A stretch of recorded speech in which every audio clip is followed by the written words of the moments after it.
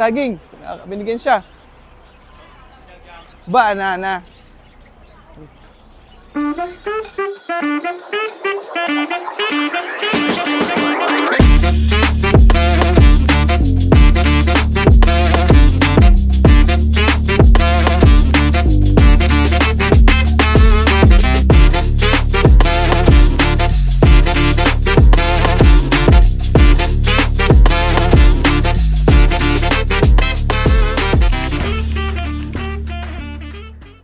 Good morning guys, nandito na kami sa Malaysia.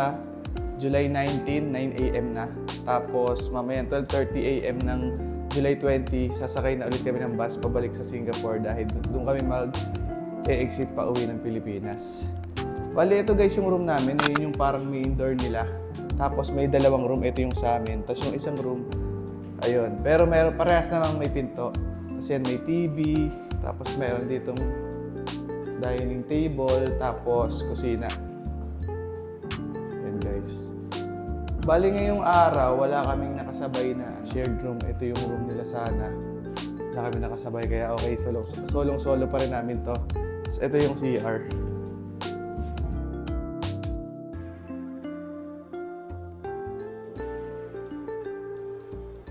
Ayun.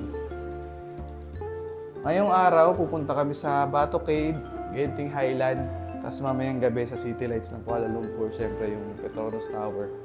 Yun, tapos magpapahinga lang kami ng konti at pupunta na kami sa sakayan ng bus mamayang 12:30 AM. First grab for today guys. Pupunta kami sa Pavilion Mall, doon kami magbe-breakfast.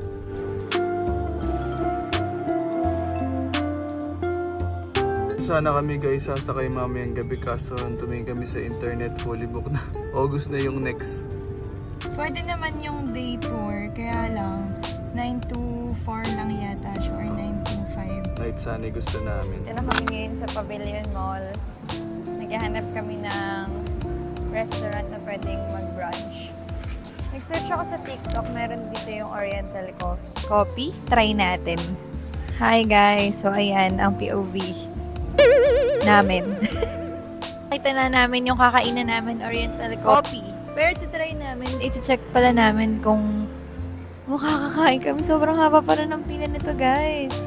As in, it's a very long line. Try namin baka balik dyan guys. Pero sa ngayon, kakain muna kami sa iba. May nakita kami. Nakita ka rin naman to sa TikTok. Sikat din siya, yung Madam Quans.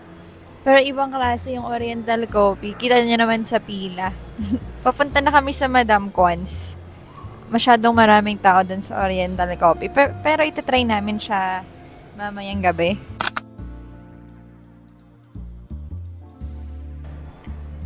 Ito yung ambience niya sa loob. Hi guys! So dito kami kakain sa Madam Quans. Nakita lang namin dito sa Pavilion Mall. Kasi nga, mahaba pila din sa gustong kainan ni Sam. Pero, chinek naman namin yung rate nito. Masarap din naman. Bali, ang orderin namin dito guys, ay yung nasi lemak, beef rendong, 24.90 RM at nasi buhari, 31.90 RM. Tapos, meron siyang 20% service charge. Ito yung food na order ko. Tapos, ito na may kesam. Yun, tikman natin guys yung food. This is the chicken, kakamayin ko na.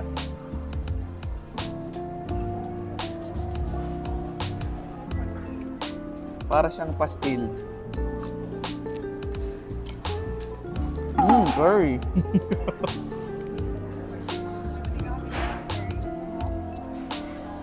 Hindi ako masyadong fan ng curry kasi guys. Tapos meron sila ditong shrimp.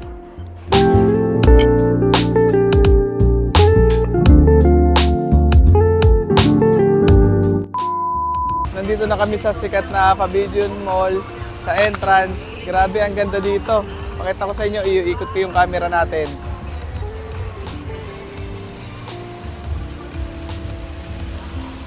Ayun o, ganda oh. Ayun na. Pangalawang grab namin guys, papunta kami sa Bato Cave. Galing kami dito sa Pavilion Mall. Ang ganda. Bali yung biyahe namin, 35 minutes.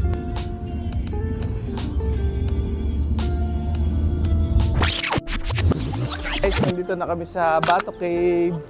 Ayan, entrance ng Bato Cave. Tapos makikita nyo dito yung mga pigeon and monkey. Pakita ko sa inyo guys. Ayan, may nagbebenta na saging para kunin ng mga monkey. Tapos ito yung mga kalapate or pigeon. Ayan o, monkey. Ayan, naglalakad kami guys. Ayan si Sam. Maglalakad muna daw siya.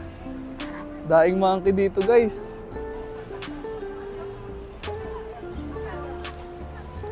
Ay!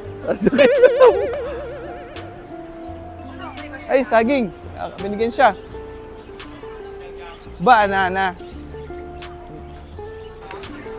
Hello. Kailangan mo dito guys ng pagkain. May binebenta. 10 RM, isang pack ng pagkain ng kalapate. Ay, ang cute. Ayan. Ito yung temple nila dito. Kaso kailangan magtanggal ng tsinelas or sapatos para makapasok. Kaya di na kami papasok ni Sam kasi mahirapan siya magtanggal ng sapatos niya dahil maga yung paa niya. Dito na kami guys sa mismong picture spot sa Bato Cave. Dahil tao ngayon guys. Today is Saturday. Ayun si Sam. Buti na lang hindi masyadong mainit dito kaya hindi masyadong hassle. Walang araw ngayon, makulimlim.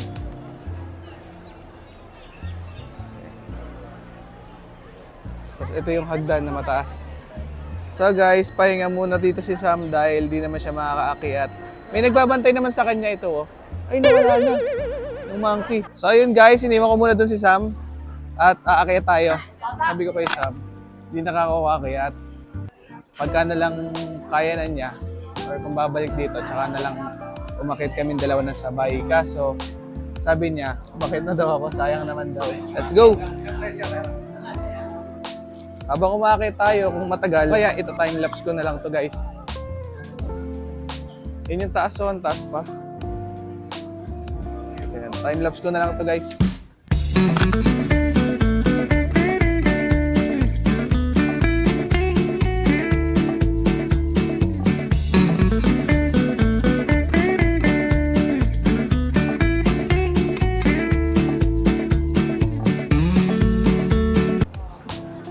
So guys, pagod. Dito tayo sa taas. Ito na yung Bato Cave. Ay, nabili yan ng inumin. Kasi sure mahal yan. Si Sam naghihintay lang sa baba, pero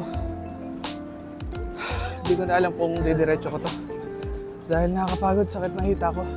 Kaya may bilihan din dito guys. Sorry, hingal na hingal ako. Tara, check na natin guys. Wow, ganda. Ayun guys, oh.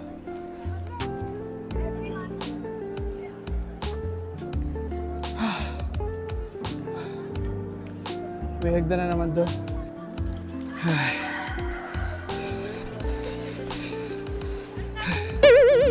Sayang, may sugat si Sam. Hindi niya ito nakita. Pero grabe, ang ganda oh. Sobrang ganda.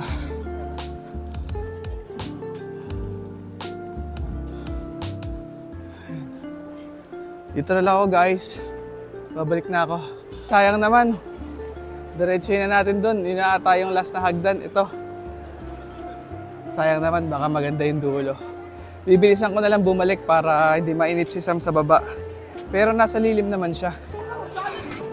Yan guys, inaakitan ko.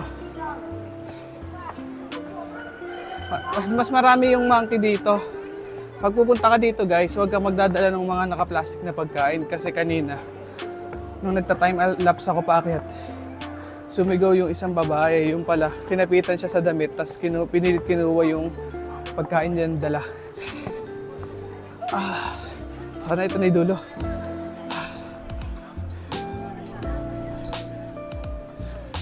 Ito na yung dulo guys. Ayun na yung monkey. Ayun sila oh. Ayun guys, nandito na ako sa tuktok. Ito na yung pinaka dulo ng Bato Cave. Babalik na tayo.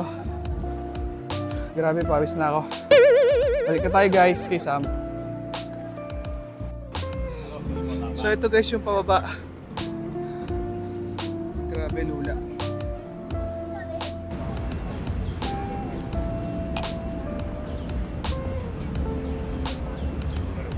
Guys, meron kami ditong nakilala. Umili kami ng rep magnet. Tapos binigyan niya tayo ng libre. Pwede kang mag-hi ng Tagalog? Tagalog, Pilipino. Umorder kami dito ng drink sa sa bago umalis ng Bato Cave yun. Tetarik 3.50 RM plus 1 RM pagka may ice. So ito guys yung Tetarik. Kalahati na, una kami. Pero yung lasa niya parang yung milk tea sa Chowking. Ganon. Hi guys! So, kakatapos lang namin sa Bato Caves. Si Jonas inakyat niya hanggang taas. Pagod ka ba? Pagod, nakakapagod guys. Nanginginig nga tuhod ko. Kwento mo yung sa monkey experience. Tapos yung sa monkey guys, wag na wag talaga kayong magdadala ng pagkain na naka-plastics kahit nasa bag nyo dahil merong isang babae doon na foreigner. Inagawan siya nung monkey. Tapos nagkaroon siya ng sugat sa braso. Umiyak nga bata pa. Tapos ngayon guys, papunta na kami sa Genting Highlands.